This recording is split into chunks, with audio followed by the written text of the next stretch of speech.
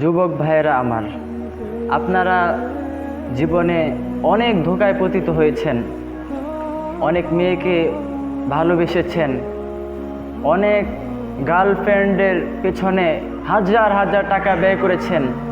কিন্তু দেখুন, এই হাজার হাজার টাকা আপনি আপনার গার্লফ্রেন্ডের পেছনে ব্যয় করেছেন, জীবন যৌবন সব বিলিয়ে দিয়েছেন তার তরে, কিন্তু একদিন সেই আপনাকে ধোঁকা দিয়ে আপনার সাথে বেইমানি করে সে আপনাকে ছেড়ে চলে যাবে। সুতরাং এই ভালোবাসার, এই প্রেমের কি মূল্য রইল? আপনার এই রিলেশনশিপের ফলাফল কি দাঁড়ালো? শুধু হতাশা, নিরাশা আর অবহেলা, অলসতায় নিজেকে ধ্বংসের মুখে ঠেলে দেয়া। এক পর্যায়ে দেখা যায় যুবকেরা বিভিন্ন মাদক, মদ, জুয়া এগুলোতে আসক্ত হয়ে যায়।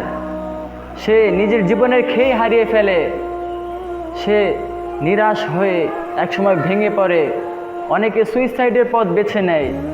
তো এই কারণেই কোনো যুবতীর প্রেমে পড়ে, কোনো মেয়ের প্রেমে পড়ে নিজের জীবনটাকে, নিজের লাইফটাকে নষ্ট করে দেওয়া যাবে না।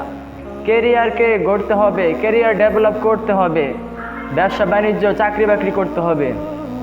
আমি বলি কি যুবক ভাই, আপনি যদি নিজের কেরিয়ারকে গড়তে পারেন, নিজেকে এস্টাবলিশ হিসেবে সমাজে বাস্তবায়ন করতে পারেন, তাহলে আপনাকে মেয়েদের পেছনে ঘুরতে হবে না।